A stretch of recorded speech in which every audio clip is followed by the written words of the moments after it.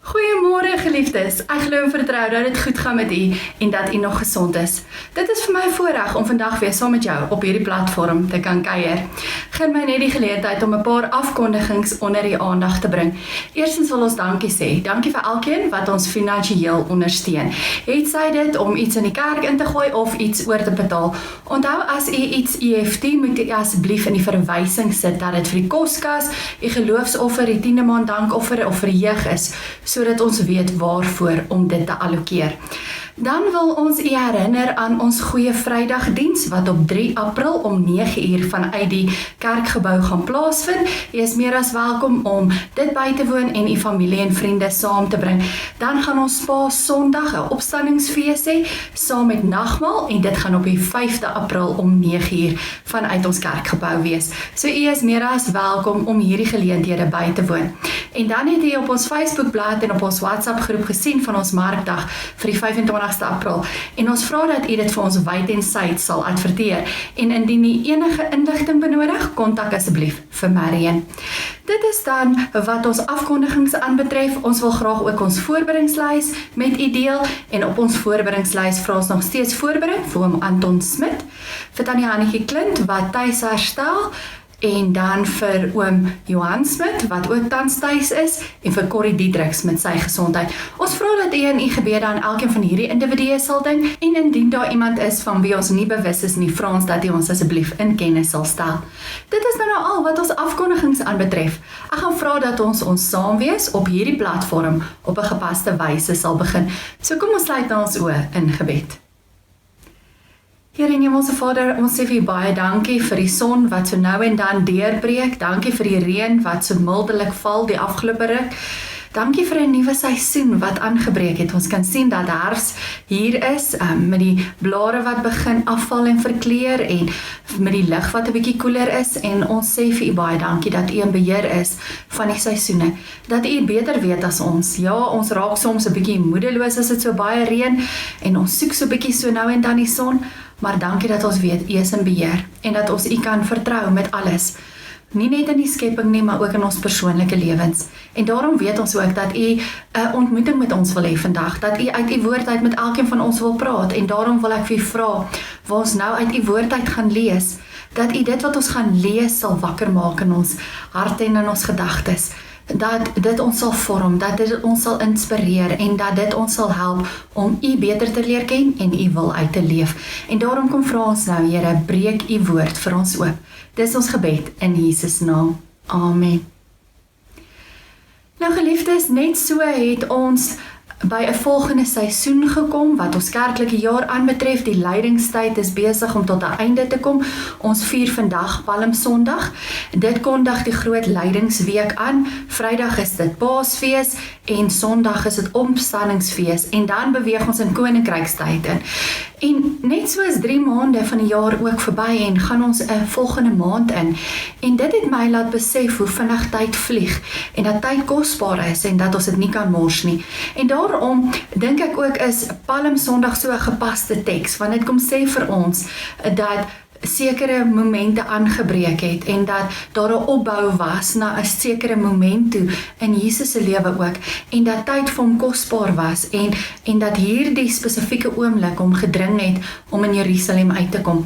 Maar voordat ek die preek vooruitloop, kom ons lees eers saam daarvan in Johannes 12 vers 12 tot 19. Dis een van die Palmsondag tekste wat vir ons voorgeskryf is. Daar staan in vers 12, die volgende dag het 'n groot menigte mense wat na die fees toegekom het gehoor dat Jesus na Jerusalem toe kom. Hulle het palmtakke gevat en hom tegemoet gegaan en uitgeroep, prys hom, loof hom wat in die naam van die Here kom, en die koning van Israel. Jesus het toe op 'n jong donkie geklim wat hy daar gekry het, soos daar geskrywe staan.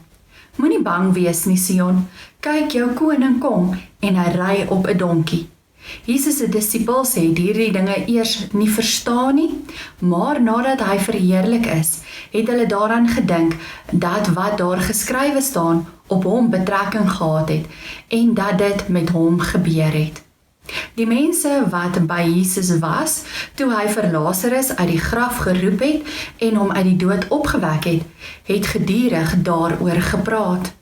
Daarom het die menigte vir Jesus tegemoet gegaan. Hulle het gehoor dat hy hierdie wonderteken gedoen het. Die Fariseërs het toe vir mekaar gesê: "Sien julle? Julle rig niks uit nie. Kyk, die hele wêreld gaan agter hom aan." Nou ons lees net hierdie enkele verse. Geliefdes, as ons na hierdie teksgedeelte kyk, moet ons onthou dat ons dit nie in isolasie kan lees nie. Ons moet 'n deel van die hele hoofstuk lees, anderste gaan ons die betekenis van hierdie teksgedeelte glad nie verstaan nie. Eerstens is dit belangrik dat ons sal weet dat Jesus op 'n missie was. Sy passie is om by Jerusalem uit te kom. Ons het gesien dat hy deur Samaria en Galilea gereis het om by Jerusalem uit te kom. En hierdie dringende reis na Jerusalem loop soos 'n goue draad reg deur die evangelie. Oralste waar ons lees ons dat hy op pad is Jerusalem toe. Jesus moet in Jerusalem kom om sy roeping te kan uitvoer, waarvoor die Vader hom geroep het, maar ook gestuur het, en waarvoor die Heilige Gees hom bekragtig het. Maar voordat Jesus daar uitkom, moet daar eers 'n paar dinge gebeur het, soos die feit dat Jesus se dood eers bevestig en aangekondig moes word. Ons sien in die voorafgaande gedeelte dat Jesus saam met Martha, Maria en Lazarus in Betanië was en dat hulle saam geëet het. Na die feesmaal het Maria Jesus se voete met nardesolie gesalf, iets wat moes plaasvind voordat die gebeure in Jerusalem kon plaasvind. Jesus bevestig hierdie gedagte self in vers 7, wanneer hy sê dat Maria hom gesalf het vir sy begrafnis. Dus het Jesus geweet dat die tyd van sy lyding aangebreek het. Hy gaan die lydingsweg moet begin stap. Dit is ook by hierdie gedagte waarby ons teksgedeelte wat ons vandag saam gelees het, begin. Dit begin by die lydingsweg, die intog in Jerusalem in. Nou vanaf Betanië reis Jesus na Jerusalem vir die groot Paasfees wat op hande is. Sy reisgeselskap bestaan uit die disippels wat hy vir hom bymekaar gemaak het, wat sy getroue volgelinge is, as ook mense wat by Lazarus se huis saamgedrom het, nadat Lazarus uit die dood uit opgewek is, en hulle aanskou het wat Jesus gedoen het en tot bekering gekom het en nou vir Jesus wil volg, maar daar was ook 'n groot menigte wat by Jesus se reisgeselskap aangesluit het, juis as gevolg van die feit dat hulle gehoor het dat Jesus hierdie wonderteken gedoen het. Maar hulle was ook almal feesgangers gewees en hulle was ook op pad gewees na Jerusalem toe. Daar was egter 'n groot menigte feesgangers reeds in Jerusalem en toe hulle gehoor het dat Jesus op pad is, het hulle na buite toe gegaan, buite die stad, om Jesus tegemoet te gaan en om hom daar te ontmoet. En dan lees ons in hierdie gedeelte dat hulle palmtakke afgepluk het en dat hulle lofsange begin sing het. En hierdie palmtakke word beskou as 'n simbool van vreugde en van oorwinning. En dit is gewoonlik by die Hittefees gebruik. Nou dien dit om die koning by sy aankoms te verwelkom. So wanneer Jesus inbeweeg in Jerusalem in, is daar hierdie groep mense wat lofgesange tot eer van hom sing, palmtakke swaai en hom verwelkom as koning. As die mense dus die palmtakke afbreek en swaai in die lug, dan is dit so half asof dit 'n nasionalistiese beskouing of oortuiging is, dat Jesus die Messias is, en hulle wil dit wyd en suid verkondig. Maar dit is nie net hulle dade wat wys dat Jesus die Messias is nie. Hulle woorde beklemtoon dit ook. Die messiaanse begroeting wat in Psalm 118 vers 25 aangetref word ook hier gebruik om Jesus te begroet. Ons hoor in hierdie gedeelte dat hulle skree, prys hom, loof hom wat in die naam van die Here kom. Nou, in die oorspronklike taal, die Hebreëse teks, word die woord Hosanna gebruik. En Hosanna beteken, gee tog hulp. En by hierdie Paasfees word dit gebruik as 'n begroetingsformule, sonder dat daar juis aan die werklike betekenis van hierdie woord gedink word. Maar Jesus kom immers na die stad toe, juis om te kom help. So sonder dat hierdie menigte dit besef, beklemtoon hulle vir ons wat Jesus se roeping en Jesus se missie is. Jesus kom om te help. Jesus kom om redding te bring. En hierdie skare juig dit vir hom toe. Hulle het ook 'n verdere toeroep wat hulle vir hom gee en dit is: geseënd is hy wat in die naam van die Here kom. Nou hierdie toeroep het 'n messiaanse betekenis. Dit dien trouens as benaming vir die Messias wat in die verwagting van die Jode aangedui word as die een wat kom.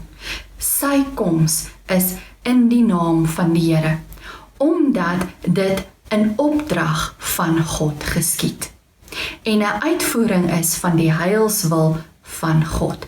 Dit beteken dat dit tot seën van die hele volk sal wees. Ook die toevoeging, die koning van Israel, het 'n messiaanse betekenis, maar word hier dan natuurlik ook verkeerdelik gebruik wanneer die Jode verwys na die aardse koning wat hulle verwag. Hulle begroet Jesus wel as die Messias, maar nie in 'n geestelike sin van die woord, soos Psalm 118 dit bedoel nie. Hulle bly gebonde aan die beskouing dat Jesus die aardse koning is, wat hulle staatkundig van die Romeinse juk sou bevry of verlos. Maar nie almal was opgewonde oor die koms van Jesus nie. Ons weet nou al teen hierdie tyd dat die Jode Jesus vyandig gesind was en soos wat die tyd verloop het, het hierdie vyandige gesindheid van hulle al hoe erger en erger geword. Die priesterhoofde se blindheid en hulle hardvogtigheid het hulle nog dieper in hulle vyandigheid laat verhard en laat wegsink. Hulle het die Messias verwerp en hulle het planne gemaak om hom te vermoor en nou ook nog besluit om Lazarus, die beroemdste getuie van Jesus, saam met hom dood te maak, want Lazarus getuig van die opstanding uit die dood uit en hulle het nie daarvan gehou nie. Hulle het gehaat en hulle haat het hierdie ketting-effek in hulle veroorsaak. Hulle het geglo dat hulle beskuldigings teen Jesus geregverdig was, omdat dit godslasterlik was om te sê dat jy God is. Hulle wou Lazarus bloot dood hê, omdat hy 'n lewende getuienis is van Jesus en van Jesus se almag. Die opwekking van Lazarus het klaarblyklik 'n baie groot geestelike staatsgreep tot gevolg gehad, omdat baie van die Jode lojaal aan Jesus begin raak het. As die Joodse leiers net die verlossende hand van God in Jesus se optrede kon raak sien, kon dinge baie anders te gewees het, maar hulle kon dit nie regkry nie, omdat die mense in sulke groot getalle ook saamgedrom het rondom Jesus, was hulle ook bang gewees en daarom het hulle as Jode besluit dat hulle Jesus moet doodmaak, want anders sou die Romeinse owerhede miskien gedink het dat hulle besig was om 'n opstand te organiseer en dit sou hulle weer 'n slegte lig gebring het by die Romeine, onder wie se onderdrukking hulle reeds geleef het. So terwyl die Jode besig was om hulle komplot teenoor Jesus aan te vier, het Jesus voortgegaan met die vervulling van die profeseë. Ons lees in hierdie gedeelte dat Jesus op die rug van 'n donkie in die stad ingery het. Nou die ander evangelies beskryf waar die donkie vandaan kom en sovoorts in detail. Johannes gee nie detail nie. Dit maak egter nie saak nie. Wat belangrik is dat Jesus op 'n donkie se rug in die stad ingery het. En dit is weer eens 'n vervulling van 'n profesie wat in Sagaria 9 vers 9 na vore kom. En hierso staan daar dat die koning sou kom, maar dat hy ook sou ry op 'n donkie en nie op 'n oorlogsperd nie. Hy het nie 'n swaard by hom gehad nie, hy het nie 'n kroon op sy kop gehad nie. Nee, sy rydier was 'n eenvoudige donkie gewees, waarop 'n gesant van vrede gery het. So weer eens het die intog 'n simboliese betekenis wat daaraan gekoppel moet word. En die simboliese betekenis wat ons hieraan moet koppel, is die een van vrede. Die feit dat dat God vrede bring, dat hy nie gekom het om verwoesting te saai nie, dat hy gekom het vir die wêreld wat in sonde verkeer, en dat hy vrede wou bewerkstellig. Die stad Jerusalem, wat deur die woord Sion aangedui word, hoef dus nie bang te wees wanneer hierdie koning kom nie, want daar gaan nie geweld en bloedvergieting wees nie. Nee, niks gaan hierdie stad tref nie, want hierdie koning kom in vrede. Sy koningskap is van 'n geestelike aard. Geliefdes, ons sien egter weer eens dat die skare en Jesus se disippels nie die boodskap van vrede wat Jesus gebring het mooi verstaan het nie. Hulle het gehoop dat hulle 'n aardse koning gaan kry wat hulle gaan kom verlos van hierdie Romeinse owerheid en dat hulle dan in vrede gaan kan voortleef. Maar dit is nie die vrede wat Jesus as koning vir hulle gebring het nie. Sy vrede is 'n hemelse vrede. Hoe dit werk kon hulle eers nie verstaan nie, want Jesus moes eers gekruisig word en verheerlik word. En toe het dit eers tot hulle deurgedring dat Jesus se koninkryk nie 'n aardse koninkryk is nie, maar dat dit 'n hemelse koninkryk is. En hierdie waarheid is aan hulle oopgebreek deur die werking van die Heilige Gees. Want in hoofstuk 14 vers 26 staan daar dat die Gees die disippels sal herinner aan alles wat hulle gesien en gehoor het. Maar ten spyte van hierdie misverstande onder die skare omtrent Jesus se messiaskap, was daar sommiges wat beter insig gehad het. Hulle was byvoorbeeld teenwoordig gewees by die opwekking van Lazarus en het in Jesus geglo. Hulle het gegaan waar Jesus gegaan het en hulle het gedurig oor dit wat hulle gesien het gepraat. En eintlik gebruik Johannes hier in hierdie gedeelte die woord wat gepaard gaan met getuig.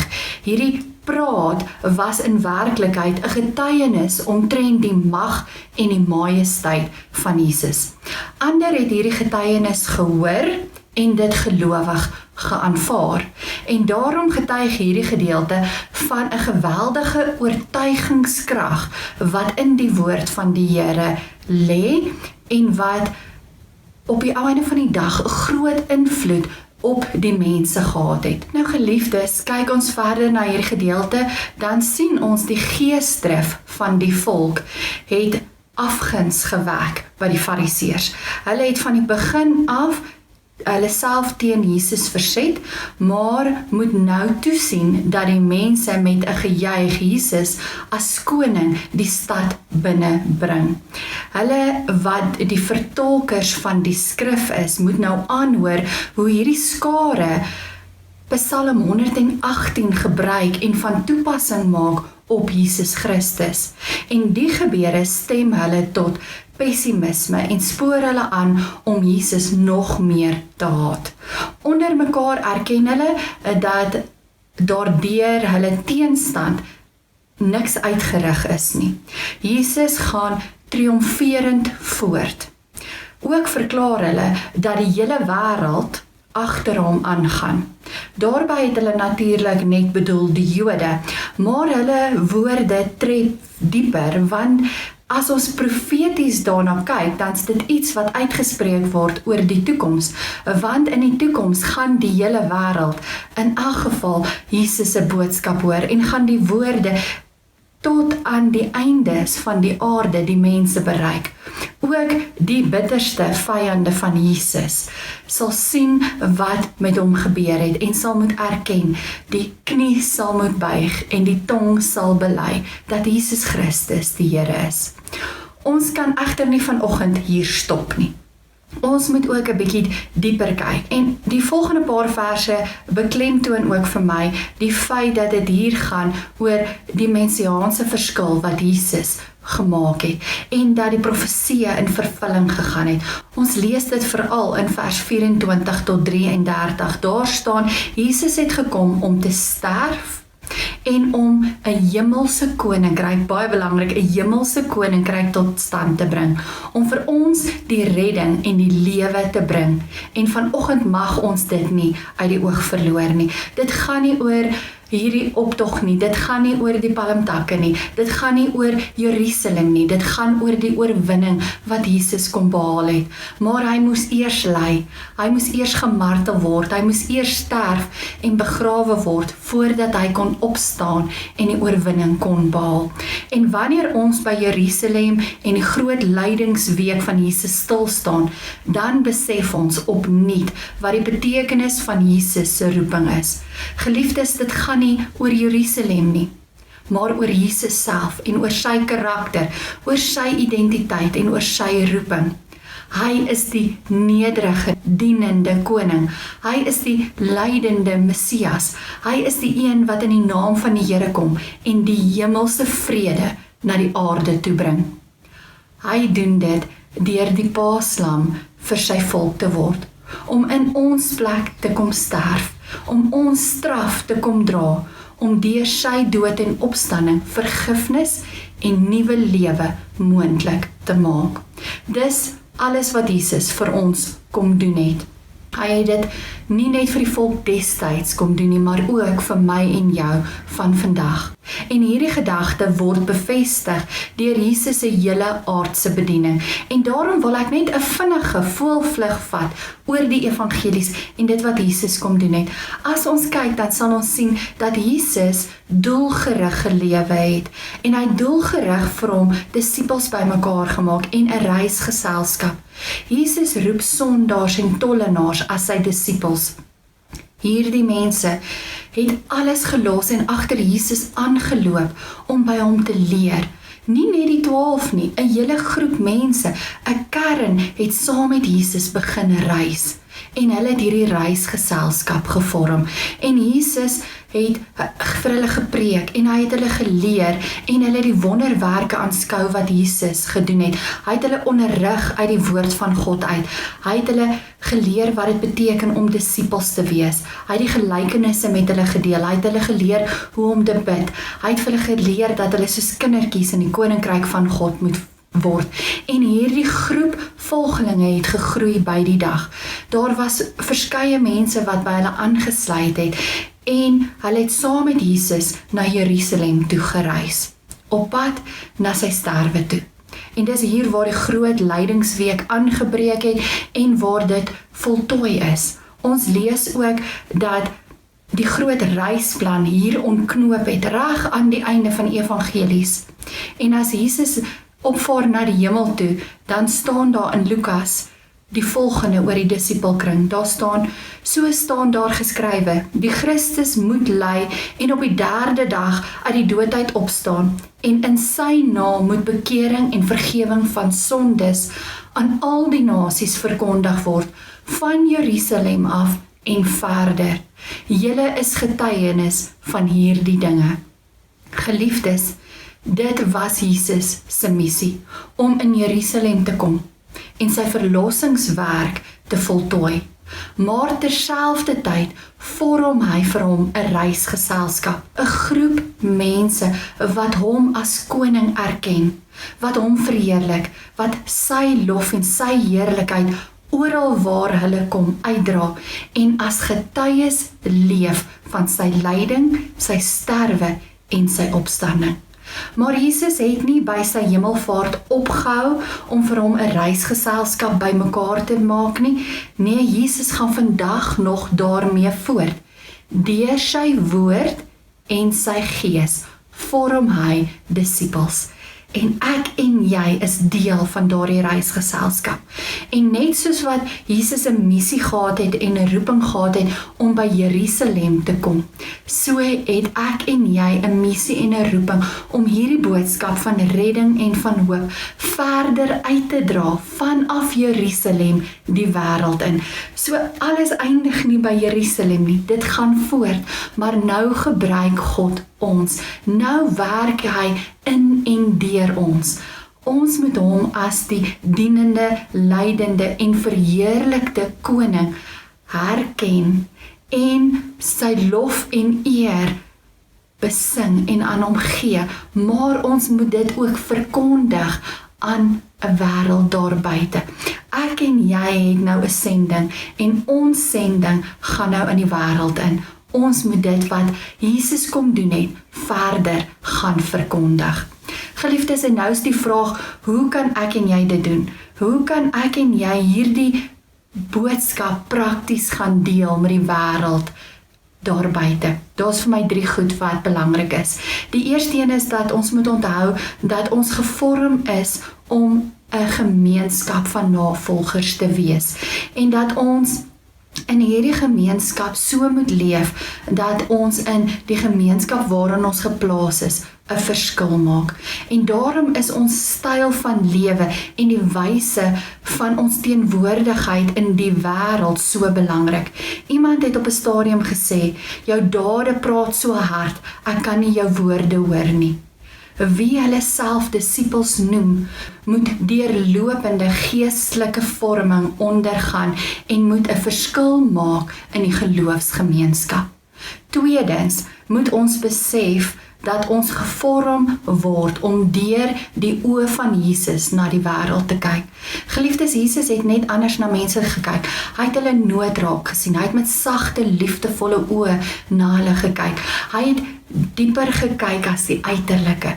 En die disippels moes saam met hom loop en hulle moes dit sien. Hulle moes sien dat hy anders te optree teenoor die randfigure, dat hy die mense wat in sonde geval het, opgetel het en gehelp het, sodat hulle 'n nuwe lewe kon kry, sodat daar herstel in hulle lewens na vore kom. Hulle moes leer hoe kyk Jesus na mense, sodat hulle op dieselfde manier na mense kan kyk. Ek wil vandag vir jou vra, met watter oë kyk jy na die mense daar buite? Hoe sien jy mense raak? Beoordeel jy hulle, veroordeel jy hulle, skuif jy hulle een kant toe, of kyk jy met Jesus se liefdevolle oë na hulle? Sien jy hulle nood, geestelik, fisies en emosioneel raak? En derdens is ons draers van vrede. Geliefdes, die palmswaaiers het gesing van die vrede wat vanuit die hemel uitkom. En hierdie vrede is 'n versamelnaam of 'n versamelterm wat vir ons beklemtoon dat daar hoop is en dat die hoop van God afkomstig is. Maar dit wil ook vir ons sê, hierdie vrede is 'n vrede wat genesing en herstel bring. Dis 'n vrede wat geregtigheid bring. Dis 'n vrede wat vreugde bring. En ons sit met hierdie boodskap van vrede. En ons is draers daarvan. En ons word gestuur om dit daar buite te gaan verkondig. Die vraag wat ek en jy vandag vir ons self moet vra is, deel ons hierdie vrede van Jesus? Want onthou, toe hy op daai donkie se rug ingery gekom het, het hy 'n simboliese boodskap van vrede gebring. Om te sê, ek het nie gekom om verwoesting te saai of om bloed te vergiet nie. Ek het gekom om herstel te bring. Ek het gekom om vrede te bring. En dis die boodskap wat ons in hierdie Paastyd met 'n stikkende en 'n seer wêreld moet gaan deel. Die vraag wat jy vandag vir jouself moet vra is jy 'n draer van vrede en nie enige vrede nie, God se vrede. Amen. Kom ons sluit ons oë en dan bid ons saam. Here en Hemelse Vader, baie dankie vir hierdie boodskap wat ons vandag gehoor het. Dankie dat ons gehoor het hoekom Jesus Christus aarde toe gekom het. Dat hy nie net gekom het om redding te bewerkstellig nie, en daarvoor is ons baie dankbaar, maar dat hy ook gekom het om 'n voorbeeld te kom stel van 'n koning van vrede, en dat hy sy hemelse koninkryk laat tot stand kom het, en dat ons deel is van daardie hemelse koninkryk, en dat ons nou 'n roeping het om verder te gaan van Jerusalem af na die wêreld toe, en om hierdie boodskap van vrede en van hoop en van redding te gaan deel met 'n wêreld wat dit so nodig het. Vader, ons is deel van 'n gemeenskap, en ons moet in daardie gemeenskap nog aanhou groei en gevorm word en geskaal word, maar terwyl ons groei en geskaal word en gevorm word, moet ons ook deel. Ons mag nie stil bly nie. Ons moet deel oor dit wat U vir ons kom doen het. Maar ons moet ook leer om met U oë na die wêreld te kyk, met U sagte, liefdevolle oë, U oë van vrede en van vreugde, en help ons om deur daardie oë na mense te kyk, mense raak te sien en mense se behoeftes aan te spreek, om te getuig van wie U is en wat U kom doen het. En ja, om ook hierdie vrede van herstel te deel met 'n stikkende en seer wêreld. Vader, ons is draers daarvan, maar ons leef dit nie altyd uit nie. Ons getuig nie altyd daaroor nie. Ons praat nie altyd daaroor, soos hierdie teksgedeelte sê nie. En ons vra vir U, help ons daarmee. Help ons om nou 'n verskil te maak, veral in hierdie Paastyd, om te verkondig dat U die koning van vrede is. Here, dankie vir hierdie boodskap. Ons kom bid ook nou vir die in ons gemeente wat siek is. Ons dra hulle aan U op. Ons vra dat U by hulle sal staan, dat U hulle sal aanraak, dat U hand van genesing oor elkeen van hulle sal wees. Ag Vader, stap die pad saam met hulle en gee hulle die krag wat hulle nodig het. Ons bid dit in U kosbare naam. Amen. Geliefdes, dankie dat ek my gedagtes rondom hierdie teks met U kon deel. Ontvang dan nou die seën van die Here. Mag God ons genadig wees en ons seën. Mag hy tot ons redding verskyn, sodat ons sy dade oor die wêreld heen bekend mag maak. Mag sy reddende krag onder alle nasies sigbaar wees en mag ons draers van sy vrede wees. Amen. Geliefdes, bly gesond en wees geseënd. Totsiens.